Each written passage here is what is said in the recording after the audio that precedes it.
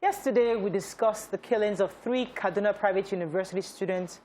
However, just yesterday, 2 other bodies actually were found. We will continue to put pressure on the authority to do everything possible to get these students released soon. It's a painful development, but not just for the state of Kaduna, but all for the entire nation as a whole.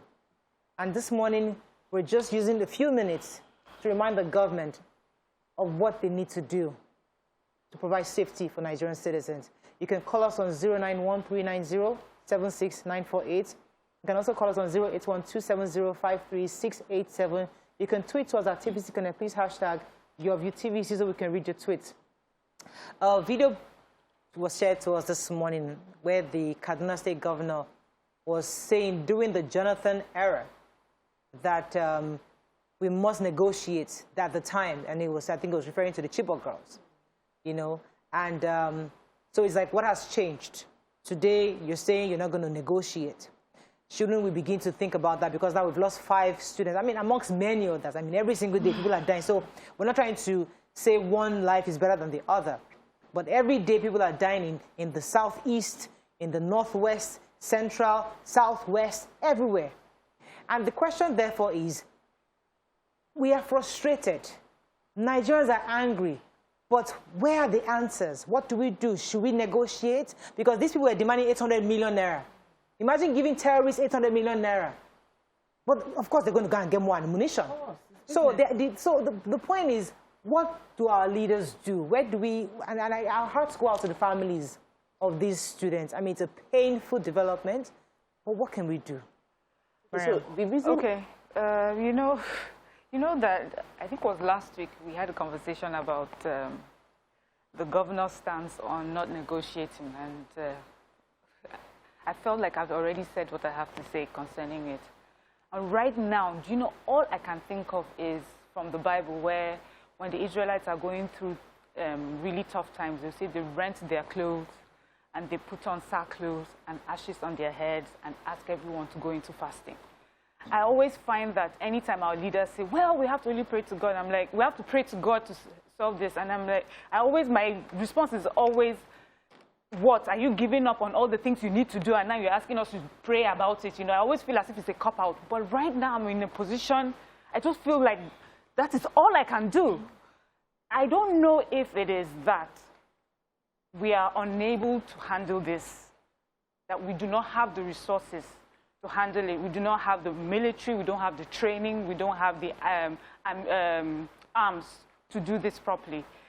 On the one hand, they are kidnapping and killing our children from school, and our children who are in the army and the military are dying as well. Do you understand? So all round, everybody is affected. Yes, so I really do not, honestly, right now, I really do not know what I would say to the parents sitting down.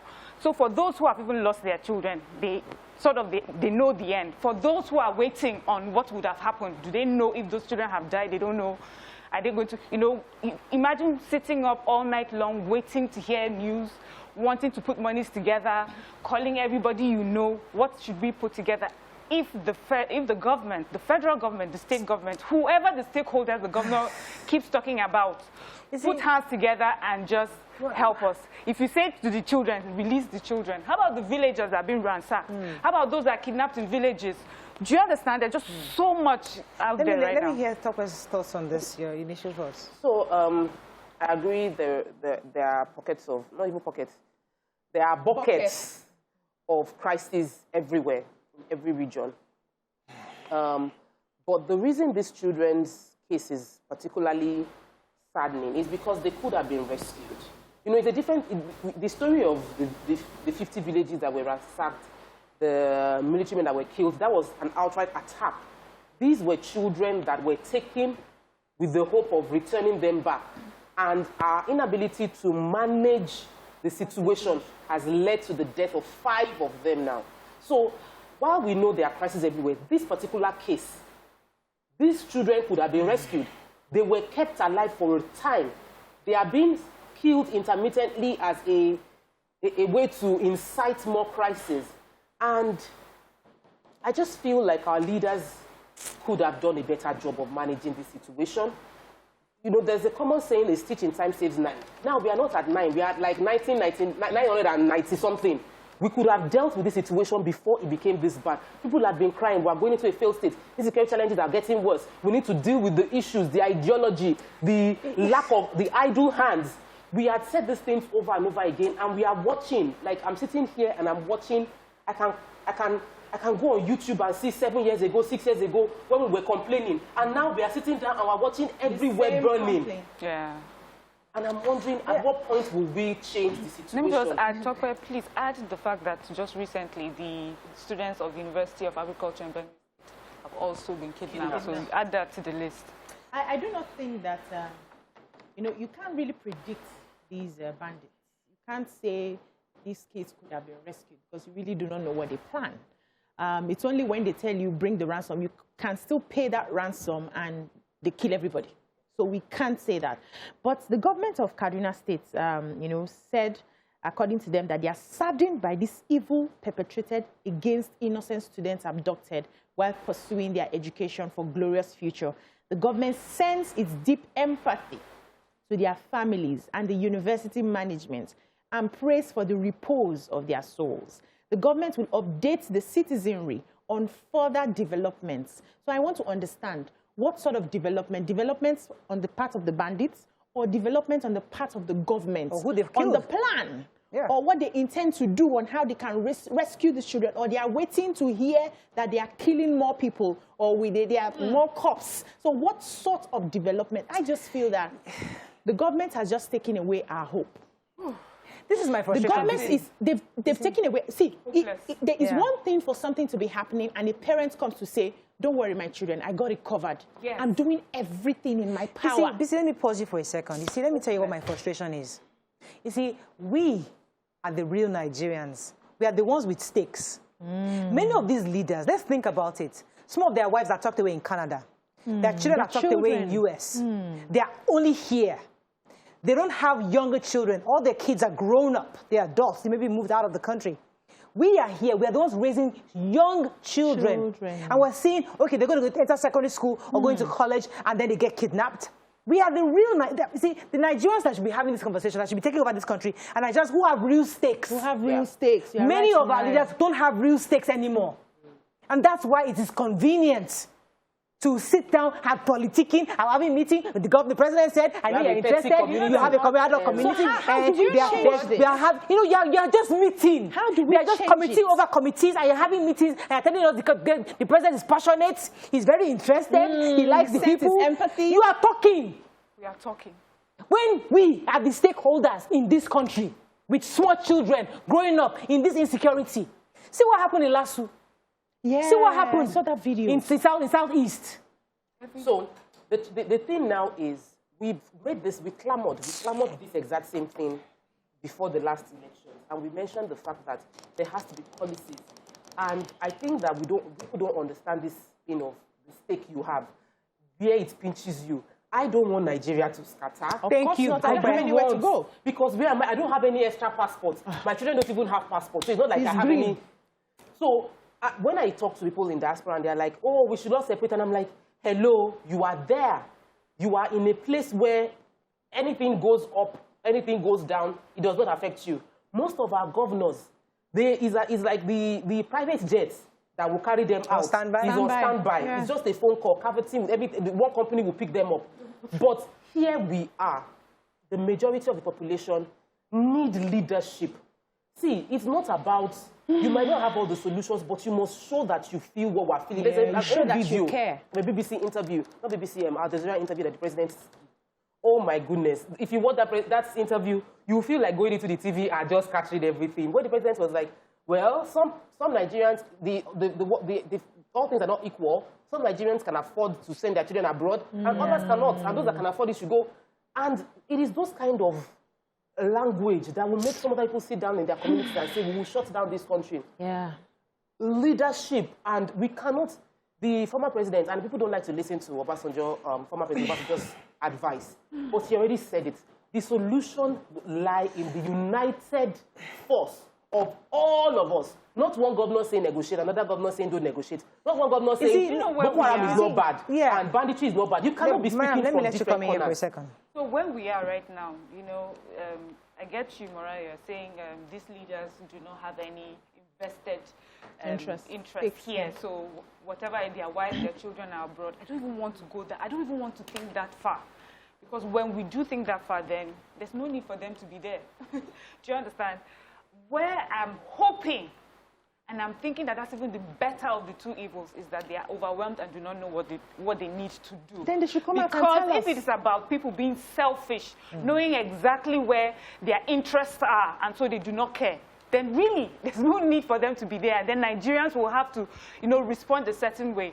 But I believe that it is that our leaders are truly unable to handle what it is that we're going through. And because of that, the only thing, cap in hand, go to the international organizations, wherever, let them come and train our people. Nigerian military used to go to countries like Liberia and everything. We used to fight wars for them, and we would win the war and we would do well. Now it has come to the point where Nigeria needs help. We are not, sorry, big brother, whatever. We are not that big brother anymore. Big brother needs help. We should ask for all the help that we can get. We have recently talked about the late president of Chad and how this can negatively affect our fight towards insurgency and terrorism. I have heard we would rally up the usual language. I haven't heard specifically what else we're going to do pertaining, protecting that already, you know, protected territory through the death of this president. I just feel that we have leaders that are overwhelmed. If I were President Buhari, if I were him today, what would I do? I would do a video talking to Shekau. She's in Shekau or Shekarau. And I said, listen, I want to meet with you. You've killed. I want to have a meeting. What exactly do you want? What are your demands? Let's have a conversation. Because the truth is that it's almost as though nobody is saying, they are bereft of ideas. So hold on, Mariah. The thing is, I suspect that there's a form of sympathy towards this insurgency. There are people who are sympathetic to them for whatever reason, whether it's religious, whether it's ethnicity, whatever it is, they are sympathetic. So the stand that you expect someone to take and see these people as criminals, they are not going to take that stand because they are already, you know, biased by their interest. That's one. Secondly, the political will is not there. People are putting politics, putting their political interests in front before the lives of the citizens. That's just it. If we can take out these two things, you will see that I know the president to be a man if he wants to act. That man is tough. But he is not ready to act. Tough but frail. He's not ready to act. No, Mariah, he's not frail. I don't know. He's not ready to act. Policies are not frail. Institutions are not frail. The person may be frail, but I'm sorry. I know we have to run. We can't continue this conversation. We have to just pack it right here because we have to run and do other things. That's the situation of the country. We have to take a break and come back and talk about more interesting things. Stay with us. We'll be right back.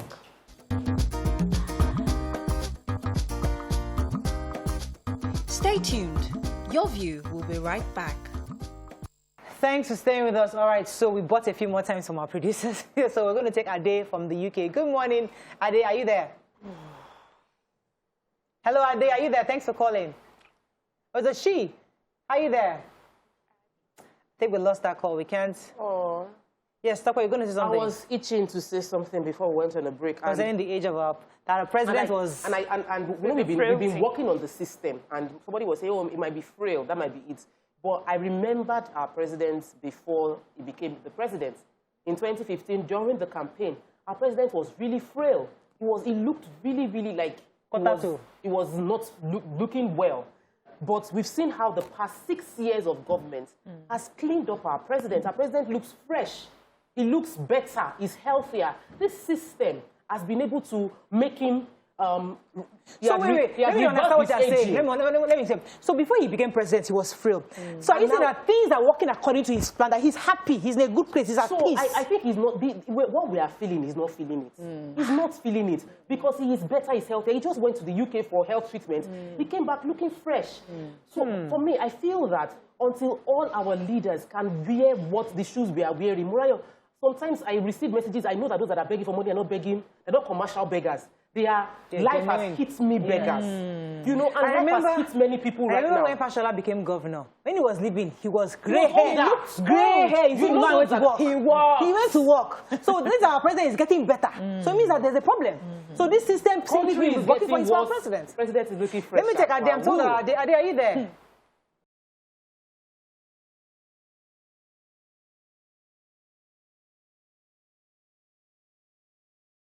Now, Ade, go ahead, please. What did she say? Sorry, Ade, are you there? Oh, sorry, I can't hear her. Hello? Yes, you're live. Go ahead, Hello? please. You're live. Hello? I can hear you. Oh, God. Hello? We can hear you, Ade. Please go ahead. Kindly disconnect that call for me, please. I think she can't hear Let's take a few tweets, please. Tweets. Festus Akimboyewa says, Mariah, Nigeria is confronting a bigger demon than Boko Haram. Nigeria is now confronting ISIS, which is more scary. So Junke says, what is the responsibility of this government to us? During the lockdown, we were our own security. Look at us now. Mahamada Tewe says, the abduction and killing of 2 more Greenfield University students is devastating. The spate of killings and attacks on security outfits is fearful. We are in the mercy of the Almighty. What a country. And the general tone is just almost everybody is saying afraid. the same thing. It's Alex fear, says it's sad that government pretends not to be aware of capabilities of its agencies. If National Center for Remote Sensing here in Jos could obtain aerial details of mineral deposits and aerial pictures of the entire globe, why can't it be used to track these attackers and their hideouts? Beecee says, you know, news doesn't excite me anymore in the recent times. It's gotten too much. I fear I might get palpitations from the concurrent kidnappings and deaths. Who caused us? Who envied us? Who's destroying us? Because we are managing our lapses until now. Sad. Unfortunately, I have to go on a break. I think, do you have any more tweets? I was going to take some phone calls. I really wanted to get some phone calls. Hopefully, we can get 1 or 2. Do you have more tweets first? Yes, somebody. Which is students in these trouble zones should have a wake-up call and just think about their safety first. Not reading news that they were reading somewhere, were being kidnapped, the security. Okay, well, this person is saying people should stand up. You know, that's the thing. There used to be a time where you could say people in this area where it's affecting you all over there. But right now it's affecting everybody one way or the other. So there's no over there. We have to do something as a country. I have a call from Los Angeles. LA, good morning. Are you there? Hello, you're live. Go ahead, please. Yes, so we are all listening here. I have other guys in my apartment. So we can't hear you. Can we increase the volume so that I can hear Tunde? Hello? Yes, go ahead, please. So what I ask is, everybody knows the problem. What is the solution? It's not clear, Tolu. Tunde, I do apologize. I can't hear you. I do apologize. I think you mentioned that what's the solution? Nobody knows the solution at this point. I think when countries don't have the solution, they usually step down. When governments, when prime ministers, so you know what, I am totally bereft of ideas on what to do. I don't know what to do, and because of that, I step aside and let somebody else. Or you open up yourself. You know what? Welcome ideas. You know what is even most scary about this is because this particular administration, one of the advantages that we thought it would bring is the experience of being in the military, of how to handle it, and now it shows that even that is not working for us. So, it's not working. Unfortunately, that's all we can take on this segment. When we come back, let us encourage ourselves in wellness. Stay with us. We'll be right back.